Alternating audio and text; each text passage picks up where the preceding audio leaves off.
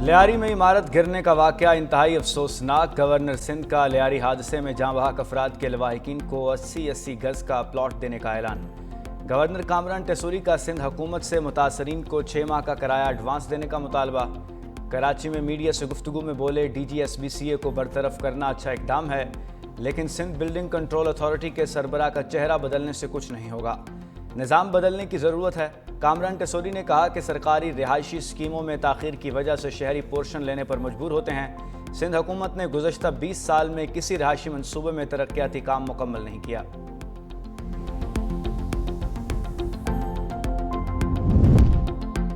لیاری میں 5 منزلہ عمارت گرنے کا واقعہ، سندھ حکومت ان ایکشن، تحقیقات کے لیے 5 رکنی کمیٹی تشکیل دے دی۔ کمشنر کراچی حسن نقوی کمیٹی کے چیئرمین مقرر۔ کمیٹی عمارت گرنے کی وجوہات اور ذمہ داروں کا تعین کرے گی، مستقبل میں ایسے واقعات کی روک تھام کے لیے تجاویز دے گی۔ لیاری میں عمارت گرنے کے واقعے میں 27 افراد جاں بحق ہوئے تھے۔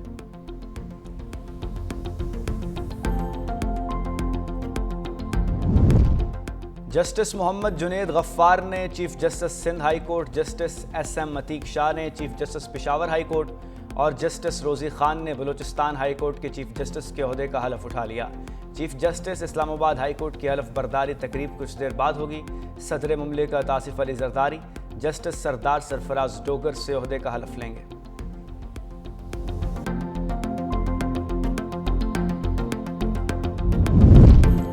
بنگلہ دیش اور ویسٹ انڈیز کے خلاف 15 رکنی قومی اسکواڈ کا اعلان کر دیا گیا۔ پاکستان اور بنگلہ دیش کے درمیان 3 T20 میچز کی سیریز 20 جولائی سے بنگلہ دیش میں شروع ہوگی۔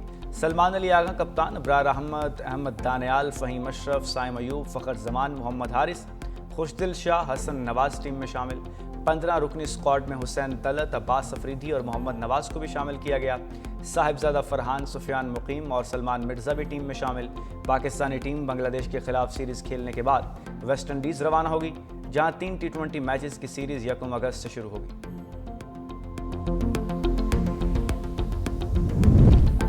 رحیم یار خان میں نہر میں نہاتے 2 بچے ڈوب گئے۔ واقعہ نورے والی کے قریب پیش آیا۔ ریسکیو اہلکاروں نے نہر میں ڈوبنے والے بچوں کی تلاش شروع کر دی۔ دوسری طرف 18 ہزاری میں مچھلیاں پکڑتے ہوئے نوجوان دریائے چناب میں ڈوب کر جاں بحق۔ واقعہ موضوع ملکانہ ہیڈ تریمو میں پیش آیا۔ ریسکیو نے درائے سے لاش نکال کر لواحقین کے حوالے کر دی۔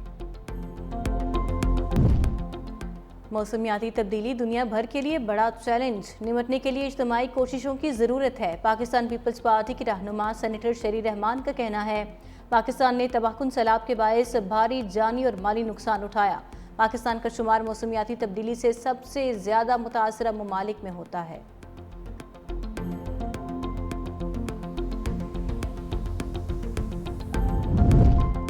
راولپنڈی میں 86 بوسیدہ اور خستہ حال عمارتیں خطرناک قرار۔ بوسیدہ عمارتیں بھابڑا بازار، لنڈا بازار، سید پوری گیٹ، راجہ بازار، موچی گیٹ، ڈنگی کھوئی اور دیگر علاقوں میں موجود۔ میٹروپولیٹن کارپوریشن راولپنڈی کا خطرناک عمارتوں کو فوری خالی کرانے کا حکم، مالکان کو انخلاء کے نوٹس جاری کر دیے۔ موسلادھار بارش کے باعث بوسیدہ عمارتیں کسی بڑے سانحے کا سبب بن سکتی ہیں۔ مالکان 15 دن میں یا تو عمارت کی مرمت کروائیں یا مخدوش حصہ گرا دیں، ورنہ کارروائی کی جائے گی۔ اور پشاور ہائی کورٹ نے مسلم لیگ نون کی مخصوص نشستوں کی تقسیم کار کے خلاف دائرہ درخواست پر محفوظ کر لیا۔ جسٹس سید ارشد علی اور جسٹس ڈاکٹر خورشید اقبال پر مشتمل 2 رکنی بینچ نے کیس کی سماعت کی۔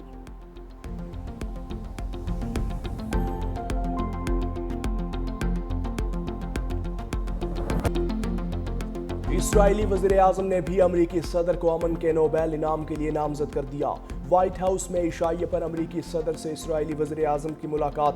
صدر ٹرمپ نے کہا ایران مذاکرات کے لیے تیار ہے، ایرانی ایٹمی تنصیبات کو مکمل تباہ کر دیا، امید ہے ایران پر ایک اور حملہ نہیں کرنا پڑے گا۔ ہم نے پاکستان اور بھارت کی جنگ رکوائی، دنیا میں جنگیں رکوانے کی مسلسل کوششیں کر رہا ہوں۔ یوکرین جنگ نہ روکنے پر روسی صدر سے ناخوش ہوں۔ یوکرین پر بڑے حملے ہو رہے ہیں، دفاع کے لیے مزید ہتھیار بھیجیں گے۔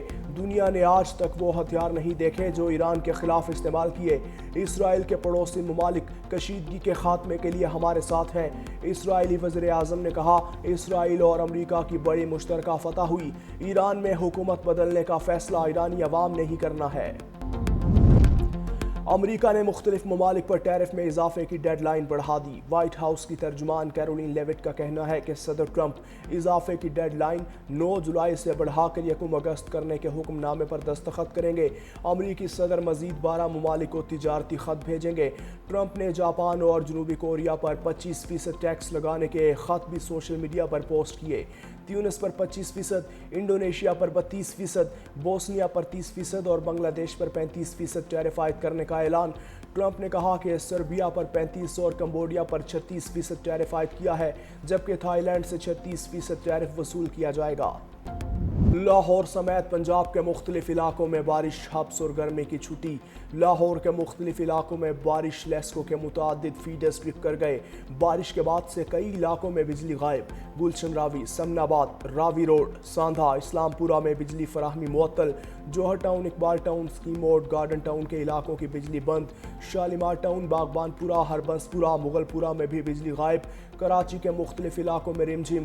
شارع فیصل، محمود آباد، منظور کالونی، صدر، مزار قائد، لیاری، کلفٹن اور اطراف میں بارش۔ اسلام آباد سمیت پنجاب کے کئی شہروں میں جھڑی۔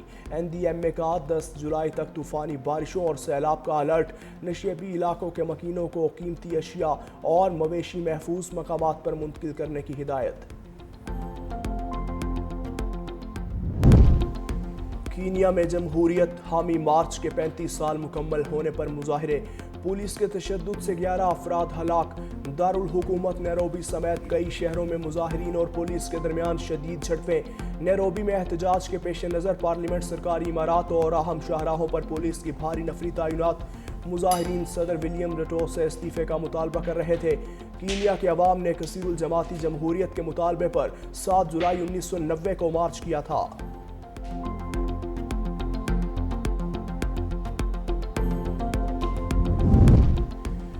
چین کے زر مبادلہ ذخائر 33 خرب 17 ارب ڈالر تک پہنچ گئے۔ چین کی state administration of foreign exchange کے مطابق چینی معیشت ترقی کی اچھی رفتار کو برقرار رکھے ہوئے ہے۔ ماہرین کے مطابق اس اضافے کی بنیادی وجہ امریکی ڈالر کی دیگر بڑی عالمی کرنسیز کے مقابلے میں مسلسل گراوٹ ہے۔ پیوٹن نے برطرف کیا تو روسی وزیر نے اپنی زندگی کا خاتمہ کر لیا۔ روسی تحقیقاتی کمیٹی نے موت کی تصدیق کرتے ہوئے کہا، ستارویت ماسکو ریجن میں مردہ حالت میں پائے گئے۔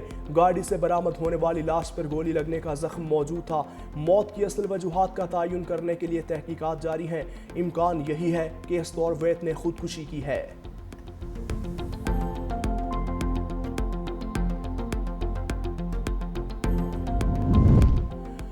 امریکی صدر ڈونلڈ ٹرمپ کے سابق دوست اور کھرب پتی سرمایہ کار ایلون مسک کو نئی سیاسی پارٹی کا اعلان مہنگا پڑ گیا۔ ٹیسلا کے شیئرز 7.5% گر گئے۔ ایلون مسک کی کمپنی کو ایک ہی دن میں 76 ارب ڈالر کا بڑا جھٹکا لگ گیا۔